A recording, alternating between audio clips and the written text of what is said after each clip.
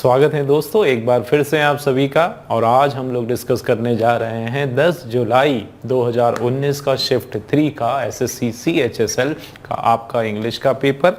और question number 1 आपके सामने है दोस्तों। फर्स्ट क्वेश्चन हमारा जो है किसका क्वेश्चन है, अंडरलाइन पार्ट इसमें हमको देखना है। तो ये फर्स्ट वाला जो क्वेश्चन है इसमें अंडरलाइन पार्ट क्या है, वेव फेवरेस्टली। ठीक है, वेव फेवरेस्टली जो है ये हमारा अंडरलाइंड पार्ट है और इसमें हमको देखना है कि कुछ एरर है या फिर ये पूरी तरीके से करेक्ट है। ठीक, चलिए शुरू करते हैं। The crowd wave feverishly when they saw their leader. कि क्राउड जो भीड़ है उन्होंने क्या किया, वेव किया। वेव किया कैसे, हाथ हिलाया, चिल्लाना शुरू किया। किस तरीके से, फेवरेस्टली। तो फेवरेस्टली का दोस्तों मतलब होता है एक्टिव वे। क्या मतलब होता है, एक्टिव वे, बिल्कुल एक्टिवली, एक्टिव तरीके से, बिल्कुल लाइव तरीके से, एकदम लाइवली, बहुत ही एक्साइटमेंट में आप बोल सकते हो, विथ एक्साइटमेंट। ठीक है, विथ एक्साइटमेंट, बहुत ज़्यादा एक्साइटमेंट में, बिल्कुल खुशी के मारे। एक फेवरेस्टली आपका जो वर्ड है वो एक पॉजिटिव सेंस का यहाँ पर वर्ड है, ठीक है ना। लेकिन यहाँ पर देखो क्राउड जो है वो wave feverishly when they saw their leader, जब उन्होंने क्या किया, अपने लीडर को देखा। अब इसमें आप एक चीज़ देखो कि वर्ब का कौन सा फॉर्म है यहाँ पर, सी जो है V1 जो है ये होता है सी, और V2 जो है वो होता है सॉ, और V3 जो है वो होता है सीन। तो ये हमारा कौन सा फॉर्म है, वर्ब का सेकंड फॉर्म। अब दोस्तों अगर ये वर्ब का सेकंड फॉर्म है मतलब पूरा आपका जो सेंटेंस है वो किस सेंस में चल रहा है, वो आपका किस में चल रहा है, पास्ट टेंस में चल रहा है। ठीक है, इसका मतलब एक एरर तो हमारा आ गया इसमें वेव में। ठीक है, वेव जो है वो V1 है, V1 नहीं होगा, यहाँ पर क्या हो जाएगा, वेव्ड, वर्ब का सेकेंड फॉर्म हो जाएगा। और दूसरा ये जो वर्ड है ये भी हम रिप्लेस कर सकते हैं। इसके बदले आप देखो क्या लिखा हुआ है हमारे पास ऑप्शन में, वेव्ड वर्ब का सेकेंड फॉर्म, और दूसरा यहाँ पर लिखा है फ्रेंटिकली। तो फ्रेंटिकली का भी मतलब होता है एक्टिवली। ठीक है, एक्टिवली होता है या फिर विद एक्साइटमेंट, बट एक कंफ्यूज्ड वे है ना, एक कंफ्यूजन के सेंस में इसको कंफ्यूजन जो है कंफ्यूजन के सेंस में भी हम लोग इसको मान सकते हैं। ठीक है, तो यहाँ पे actively but in a confused manner. तो वो सब चिल्ला तो रहे बट एक तरह से एक क्या, एक कंफ्यूजन का सेंस आ रहा है, मतलब कुछ थोड़ा इसमें जो है नेगेटिव सेंस आ रहा है कि एकदम चिल्लाना, वो उग्र हो गए, भीड़ जो है उतारू हो गई, उग्र हो गई, बिल्कुल उनके लीडर को जैसे ही उन्होंने देखा बिल्कुल उग्र हो गई, भड़कीली हो गई। तो ये जो वर्ड है फ्रेंटिकली ये भी बिल्कुल आपका राइट है। और वर्ब का जो है हमारा कौन सा सेंस आने वाला है, टेंस आने वाला है, पास्ट टेंस आने वाला, ये आपको याद रखना है। इसका मतलब डी वाला ऑप्शन हमारा एकदम करेक्ट है। ठीक है ना दोस्तों, डी ऑप्शन हमारा बिल्कुल सही हो जाएगा। चलिए नेक्स्ट क्वेश्चन आपके सामने है, और select the word which means the same as the group of words given. क्या लिखा हुआ है यहाँ पर, the original inhabitants of the country. जो किसी भी देश के जो वहाँ के मूल निवासी, जो वहाँ के मूल शहरी है, या वहाँ ऐसे लोग जो वहाँ पर रहते आ रहे हैं, कई पीढ़ियों से वहाँ पर उस पर्टिकुलर जगह पर रहते आ रहे हैं, ऐसे लोगों को कहा जाता है एबोरिजिन्स। क्या कहा जाता है, एबोरिजिन्स। बिल्कुल वहाँ के ओरिजिन वाले मूल निवासी जो है उनको कहा जाता है एबोरिजिन्स। इमिग्रेंट्स जो है, इमिग्रेंट्स वो लोग होते हैं, ठीक है, who comes from who settles, ठीक है, who settles in another country. दूसरे देश में वो सेटल हो जाते हैं, किसी दूसरे देश से आए हुए होते हैं और दूसरे किसी देश में वो आकर क्या हो जाते हैं, सेटल हो जाते हैं। उनको इमिग्रेंट्स कहा जाता है। रेसिडेंट का मतलब होता है रहवासी, जो काफ़ी लंबे समय से वहाँ पर रह रहे हैं।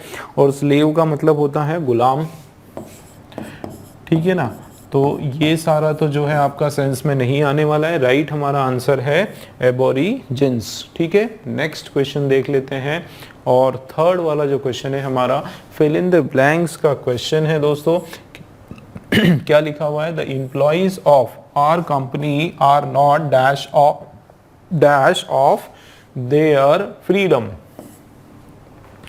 जो एम्प्लॉयज़ हैं, एम्प्लॉयज़ जो है वर्कर्स हैं, कहाँ के, हमारी कंपनी के जो वर्कर हैं आर नोट, उनको नहीं किया जाता है, क्या नहीं किया जाता है, डैश ऑफ देयर फ्रीडम, उनकी जो आज़ादी है उनसे क्या नहीं किया जाता है। तो यहाँ पे देखो कोई भी नेगेटिव सेंस नहीं आ रहा है, कोई इस तरह से नकारात्मक बात नहीं हो रही है ना। मतलब ये समझ में आ रहा है कि ये जो हमारा ब्लैंक है ये बिल्कुल पॉजिटिव सेंस का होने वाला है कि भाई ये जो एम्प्लॉयज़ हैं जो हमारी कंपनी में काम करते हैं, हम उनको जो है उनकी आज़ादी से वंचित नहीं रखते हैं, उनको पूरी तरीके से हमारी ओर से फ्रीडम दी जाती है। ठीक है, तो क्या होता है, आर नॉट आया, सॉरी ये देखो यहाँ पे नॉट आ गया, तो मतलब यहाँ पे कोई ना कोई क्या होगा, नेगेटिव सेंस का होगा, तभी तो पूरा का पूरा सेंटेंस जो है वो आपका किस सेंस में हो जाएगा, पॉजिटिव सेंस में हो जाएगा कि हम जो है हमारे वर्कर्स को जो है किस चीज़ से वंचित नहीं रखते हैं, उनकी आज़ादी से उनको वंचित नहीं रखते हैं। इसका मतलब वंचित जो है ये वर्ड आपका अप्रोप्रिएट हो जाएगा डिनाइड। ठीक है, तो एम्प्लॉयज़ जो है हमारी कंपनी के, उनको हम लोग क्या नहीं करते हैं, वंचित नहीं रखते हैं, है ना, उनको हम लोग डिनाई नहीं रखते ऑफ किसके, ऑफ देयर फ्रीडम। डिप्लॉयड का मतलब होता है उनको प्लेस करना, उनको कहीं पे लगाना काम पर। ठीक है, डिप्राइव्ड का मतलब होता है कि उनको किसी चीज से की कमियां रखना। ठीक है, तो डिनाइड ऑफ देयर फ्रीडम और डिप्राइव्ड ऑफ देयर फ्रीडम, एक मिनट, डिनाइड और डिप्राइड जो है दो आपके पास वर्ड है, तो इसका जो राइट वर्ड है दोस्तों डिनाइड नहीं होगा, डिप्राइव्ड होगा। ठीक है, यहाँ पे एक एरर हो गया।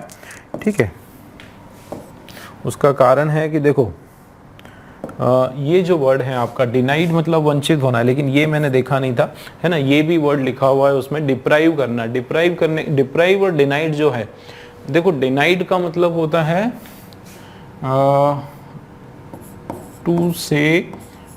टू से नो, उनको मना कर देना। ठीक है, और डिप्राइव्ड का मतलब होता है उस चीज जो एक्चुअल, डिप्राइव का मतलब होता है वंचित और डिनाइड का मतलब होता है मना कर देना। ठीक है, उसको क्या कर देना, डिनाई कर देना या मना कर देना, बिल्कुल इस तरीके से उसका मीनिंग आ जाएगा, मना कर देना। ठीक है, मना कर देना। और डिप्राइव का मतलब होता है वंचित रखना। ठीक है, दूर रखना, उस चीज से उनको क्या करना, दूर रखना। ठीक है, इस तरीके से बहुत ही क्लोज मीनिंग के है ये दोनों, तो इसलिए थोड़ा सा कंफ्यूजन इसमें हो गया, बट हमारा जो राइट आंसर है वो डिप्राइव्ड है दोस्तों। ठीक है ना, डिप्राइव्ड हमारा बिल्कुल राइट आंसर है। चलिए फोर्थ क्वेश्चन हम लोग देख लेते हैं। Select the most appropriate antonym. इस पर्टिकुलर वर्ड का अप्रोप्रिएट हमको क्या चाहिए, एंटोनिम। दोस्तों अमास का मतलब होता है कलेक्ट करना या हीप करना या होल्ड करना, जमा करना, है ना। क्या मतलब होता है अमास का, कि जमा करना, जमा करके रखना उसको, बिल्कुल। तो ये जो तीनों जो वर्ड्स हैं ये इसके सिनोनिम्स है। क्या है ये, सिनोनिम्स है। हमको इसका एंटोनिम चाहिए जो कि ये है, क्या करना है, डिस्ट्रीब्यूट करना, उसको फैला देना, उसको बांटना। ठीक है, क्या करना, उसको जमा नहीं करना, उसको बांटना। तो ये आपका हो जाएगा right word, distribute. Fifth question जो है, इस पर्टिकुलर वर्ड का हमको चाहिए सिनोनिम। ठीक है, क्या लिखा हुआ है, वेरी। वेरी का मतलब होता है, वेरी का मतलब होता है एक्टिव। ठीक है, क्या मतलब होता है, एक्टिव। ठीक है, या फिर अलर्ट। ठीक है, बहुत ज़्यादा अलर्ट होना, बहुत एक्टिव होना, उसको बोलते हैं वेरी। इसके जो अपोजिट है, जैसे इनअटेंटिव जो है, वो इसका क्या हो जाएगा, एंटोनिम हो जाएगा। ये जो वर्ड है ये इसका एंटोनिम हो जाएगा। ठीक है, तो वेरी जो है एक्टिव या फिर अलर्ट, बहुत ज़्यादा जागरूक होना, किसी चीज़ के प्रति बहुत ज़्यादा एक्टिवनेस शो करना, उसको कहा जाता है वेरी। ठीक है, चलिए नेक्स्ट क्वेश्चन देख लेते हैं। क्वेश्चन नंबर 6 आपके सामने है। इसके अंदर जो है दोस्तों इसका मोस्ट अप्रोप्रिएट सिनोनिम हमको लगाना है। देखो वर्ड को क्या है हमारा, रिसीड। देखो रिसीड के क्या क्या मीनिंग है, सबसे पहले तो मैं बता दूं कि रिसीड एक नेगेटिव सेंस का आपका वर्ड है और इसका मतलब होता है कि जैसे स्लो डाउन, ठीक है ना, स्लो डाउन होना या फिर फीका पड़ना। ठीक है, एकदम कैसे पढ़ना, फीका पढ़ना, ये सेंस में होता है, या फिर जैसे स्मॉल होना, जैसे डिमिनिश, क्या होना, डिमिनिश होना, ठीक है, ये सारे इसके सिनोनिम हैं। उसके अलावा जो है वेन, वेन भी फीका पड़ना, इसका इंग्लिश होता है वेन। तो वेन यहाँ पर लिखा हुआ है, मतलब ये जो पर्टिकुलर फोर्थ वाला जो ऑप्शन है वेन, ये इसका सिनोनिम हो गया, ठीक है। और इसका एंटोनिम जो है किस तरीके से हो जाएगा, प्रोसीड, है ना, प्रोसीड हो जाएगा, या फिर इंटेंसिफाई, क्या हो जाएगा, इंटेंसिफाई, या फिर जैसे स्पीड अप, क्या हो जाना, स्पीड बढ़ जाना, स्पीड अप, ये सेंस में इसका जो है ये हो जाएगा। या फिर इंक्रीज आप बोल सकते हो, क्या हो जाएगा, इंक्रीज। तो ये जो है इंटेंसिफाई या फिर इंक्रीज, ये दोनों जो है इसके एक तरह से एंटोनिम्स है, ठीक है ना। हमारा जो राइट आंसर है फोर्थ वाला वेन, इसका राइट सिनोनिम हो जाएगा, ठीक। सेवंथ वाला क्वेश्चन आपके सामने है, और इस क्वेश्चन में दोस्तों आपको इसका पैसिव फॉर्म करना है। ये एक्टिव फॉर्म में सेंटेंस यहाँ पर दिया हुआ है, ठीक है ना। देखो क्या लिखा है, the chief guest gave prizes to the children, कि चीफ गेस्ट जो है उन्होंने क्या करा, बच्चों को प्राइज दिया। अब थोड़ा सा एक स्ट्रक्चर बना लेते हैं हम लोग, ठीक है ना, एक्टिव और पैसिव का स्ट्रक्चर बना लेते हैं। देखो क्या लिखा हुआ है कि चीफ गेस्ट, सबसे पहले दोस्तों एक्टिव में क्या है, सब्जेक्ट, उसके बाद यहाँ पर अगर देखा जाए तो ये चीफ गेस्ट क्या है, सब्जेक्ट है, ठीक है, यहाँ तक ये सब्जेक्ट है। गेव जो है वो वर्ब का सेकेंड फॉर्म है, ठीक है। V1 V2 और V3, फर्स्ट क्या होता है, गेव होता है, V2 क्या होता है, गेव होता है, और V3 क्या होता है इसका, गिवन, ठीक है ना, बिल्कुल क्या होता है इसका, V3 गिवन हो जाएगा। अब यहाँ पर वर्ब का सेकंड फॉर्म है। अब भाई चीफ गेस्ट जो है उन्होंने क्या दिया, ठीक, उन्होंने क्या दिया, प्राइजेस दिए। तो प्राइजेस जो दिया है, मतलब ये जो गेव वर्ड है, ये वर्ब किसके लिए यूज किया गया है, जिस शब्द के लिए ये वर्ब का इस्तेमाल किया गया है वो आपका ऑब्जेक्ट होता है, ठीक है। तो प्राइजेस जो है यहाँ पर क्या है, ऑब्जेक्ट है। और टू द चिल्ड्रन, ये जो है आपके अदर वर्ड्स बिल्कुल इस तरह से आपके अदर वर्ड्स हो जाएंगे, ठीक। अब इसका अगर फॉर्मूला हम देखें तो सब्जेक्ट, वर्ब का सेकेंड फॉर्म और ऑब्जेक्ट, एक बेसिक फार्मूला हमने निकाला। अब इसका जब हम पैसिव करने जाएंगे दोस्तों तो क्या होगा, सबसे पहले ऑब्जेक्ट, ठीक है ना, उसके बाद जो है हेल्पिंग वर्ब जिसको कि ऑक्सिलरी वर्ब भी कहा जाता है। और हेल्पिंग वर्ब भी कौन सा, पास्ट टेंस का, ठीक है ना। क्यों पास्ट टेंस का, क्योंकि यहाँ पर जो है आपका पास्ट के फॉर्म में है, वर्ब का सेकेंड फॉर्म है, ठीक है ना, पास्ट टेंस में है, इसका मतलब यहाँ पर भी जो है पास्ट टेंस हो जाएगा। भाई पास्ट टेंस में क्या हो जाएगा, बिल्कुल स्पेसिफिक कर देते हैं हम लोग, या तो वॉज होगा या फिर वर होगा। वॉज कब होगा, सिंगुलर के लिए। हर चीज़ मैं आप लोगों को बता रहा हूँ डिटेल में कि वॉज किसके लिए होगा, सिंगुलर के लिए, सिंगुलर सब्जेक्ट के लिए, और वर किसके लिए होगा, प्लूरल सब्जेक्ट के लिए, ठीक है ना। बिल्कुल इस तरीके से आगे बढ़ते हैं। उसके बाद जो है दोस्तों उसके बाद जो है तो ये हो गया हेल्पिंग वर्ब। उसके बाद जो है हमारा क्या आने वाला है, ऑब्जेक्ट प्लस ये, उसके बाद फिर मेन वर्ब का थर्ड फॉर्म, उसके बाद जो है बाय, और उसके बाद जो है क्या आने वाला है, सब्जेक्ट आने वाला है। बिल्कुल इसी तरीके से। चलिए अब हम लोग सॉल्व करते हैं, ऑप्शंस की तरफ चलते हैं। तो देखो क्या लिखा है, सबसे पहले ऑब्जेक्ट क्या है हमारा, प्राइजेस। अब प्राइजेस जो है okay, to the children, 1 minute, gave prizes, the chief guest gave prizes to the children, ठीक है। अब यहाँ पे ऑब्जेक्ट क्या है, क्या दिया है, प्राइजेस, तो प्राइजेस वर गिवन, ठीक है, prizes, the chief guest gave prizes to the children. लेकिन दोस्तों यहाँ पे क्योंकि प्राइजेस जो है ये ऑब्जेक्ट नहीं है, मतलब टू द चिल्ड्रन, तो चिल्ड्रन जो है ना वो हमारा क्या है, ऑब्जेक्ट टू है। चिल्ड्रन क्या है, वो हमारा ऑब्जेक्ट टू की तरह भी हम लोग, अदर वर्ड्स मैंने बताया, इसको हम लोग ऑब्जेक्ट टू भी बना सकते हैं, ठीक है। मान लो अगर आपको चिल्ड्रन से अगर सेंटेंस बनाना तो कैसे बनाओगे, देखो यहाँ पे हमारे पास ऑप्शन इसका नहीं दिया हुआ है, किसका, प्राइजेस, ठीक है। तो इसलिए जो है प्राइजेस टू द चिल्ड्रन, अगर इस हिसाब से हम बनाएंगे तो क्या बनेगा, prizes to the children were given by the chief guest, वो होगा। लेकिन यहाँ पे जो है इसको चिल्ड्रन से शुरुआत करी तो कोई बात नहीं, अगर चिल्ड्रन से भी शुरू करेंगे तो पैटर्न वही रहेगा।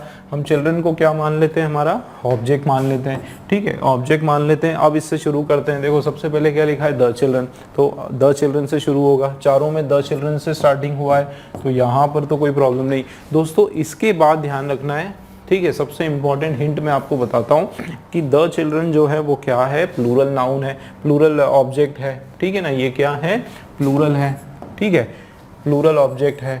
तो अगर ये प्लूरल ऑब्जेक्ट है तो इसके बाद जो वर्ब आएगा वो प्लूरल वर्ब आएगा, मतलब क्या आना चाहिए, वर आना चाहिए। वर, इधर वर है, इधर आर आ रहा है, मतलब बी वाला ऑप्शन आपका रॉन्ग हो गया, बी वाला, ठीक है, इसको हम लोग नहीं देखेंगे।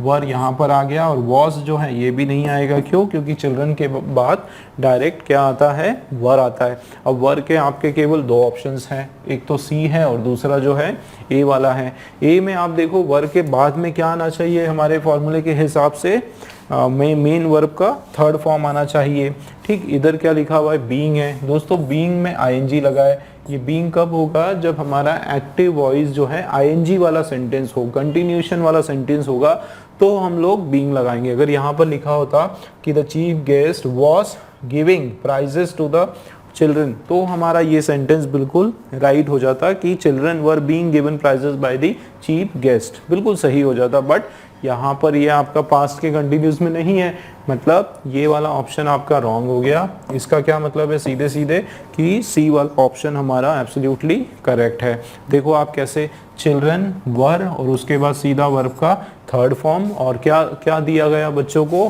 प्राइजेस, है ना। तो प्राइजेस किसके द्वारा, बाय द चीफ गेस्ट। तो यहाँ पर जो है ऑब्जेक्ट आपको जो है चिल्ड्रन लेना है, ठीक है, चिल्ड्रन आपको ऑब्जेक्ट देखना है, तो सी वाला ऑप्शन हमारा राइट हो गया। चलिए नेक्स्ट क्वेश्चन देख लेते हैं दोस्तों। पूरा एक यहाँ से लेके आपका एक पैसेज दिया हुआ है यहाँ तक, और इसको जो है, इसको जैसे कि मैंने पहले भी बताया कि हम लोग इसको क्लोज, है ना, क्लोज टेस्ट के क्वेश्चन हम लोग इनको बोलते हैं। 5 क्वेश्चंस आपके सामने हैं, 5 ब्लैंक्स है, और इसके अंदर आपको अप्रोप्रिएट जो भी वर्ड है इसकी मीनिंग के हिसाब से वो इसमें फीड करना है, ठीक है।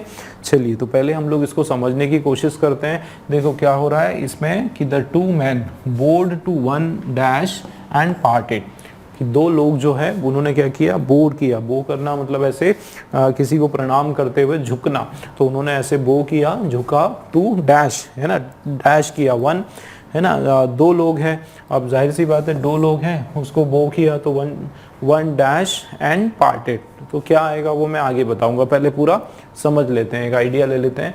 तो देखो bowed to 1 dash and parted दूर हो गए, आगे क्या, डी आर्टिगनन, ठीक है, डी आर्टिगनन फाउंड हिमसेल्फ, ये एक प्रॉपर नाउन है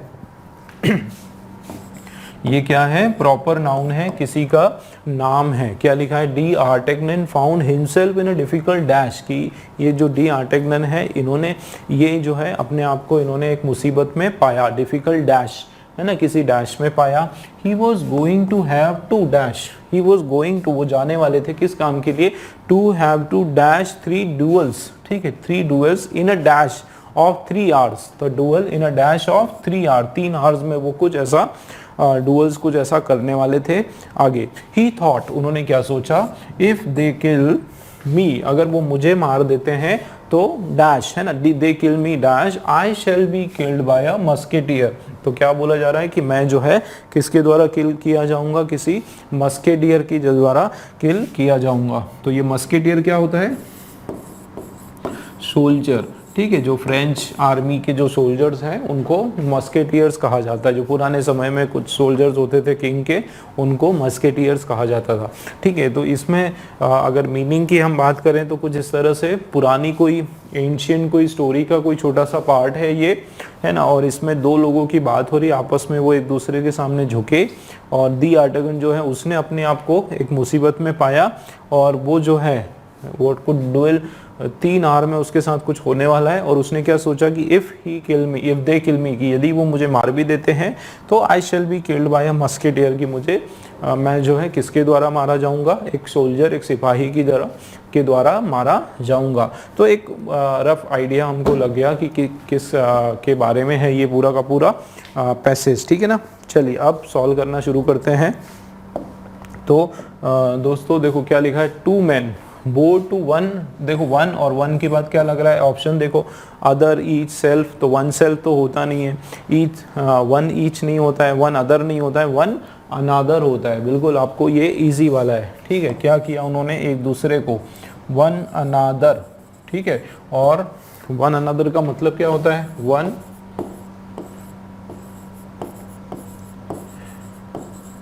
1 अनादर मतलब एक दूसरे को, ठीक है। बिल्कुल इस तरीके से ये क्या हो जाएगा, एक दूसरे को उन्होंने क्या किया, बो किया, मतलब प्रणाम किया एक तरह से। और एक और क्या हो गया, पार्टेड हो गए, अलग हो गए, वहां से सेपरेट हो गए। डी आर्टेगनेन फाउंड हिमसेल्फ, देखो आगे, इन अ डिफिकल्ट, क्या अब उसने जो है वो उसने अपने आप को पाया, एक डिफिकल्ट किस में पाया, एक कठिन किस में पाया, डिफिकल्ट लोकेशन होगा कि डिफिकल्ट रिलेशन होगा कि डिफिकल्ट स्टेशन होगा कि डिफिकल्ट सिचुएशन होगा।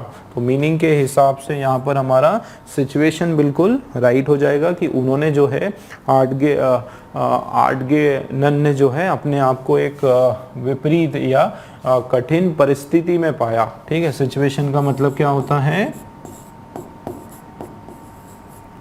परिस्थिति, है ना। तो एक कठिन परिस्थिति में उन्होंने अपने आप को पाया, है ना। लोकेशन का मतलब तो कोई प्लेस, कोई जगह की बात हो रही है, ठीक है। रिलेशन का मतलब कोई रिश्ता, तो रिलेशन तो यहाँ पे नहीं होगा, ठीक है। किसी रिश्ते के सेंस में यहाँ पे कोई रिलेशन की तो यहाँ पे पूरे पैसेज में बात ही नहीं हो रही है। स्टेशन, है ना, कौन सा station, bus station, railway station, तो ये डिफिकल्ट स्टेशन, है ना। यहाँ पर वो भी कोई, ये भी प्लेस है, स्टेशन भी, तो ये एक्यूरेट प्लेस, इसकी भी कोई यहाँ पर डिस्कशन नहीं हो रहा है। तो इन्होंने अपने आप को कहाँ पर पाया, एक डिफिकल्ट सिचुएशन में पाया, परिस्थिति में पाया। आगे, he was going to have to, देखो going to have to, he was, है ना, वो होने वाले हैं, गोइंग टू हैव के बाद क्या आया दोस्तों, टू आया, टू के बाद क्या आना है, वर्ब का फर्स्ट फॉर्म आने वाला है, ठीक है। तो क्या होगा कि he was going to have to figure out 3 duels, या फिर going to have to think out, या फाइट 3 डुअल्स, या फिर फिक्स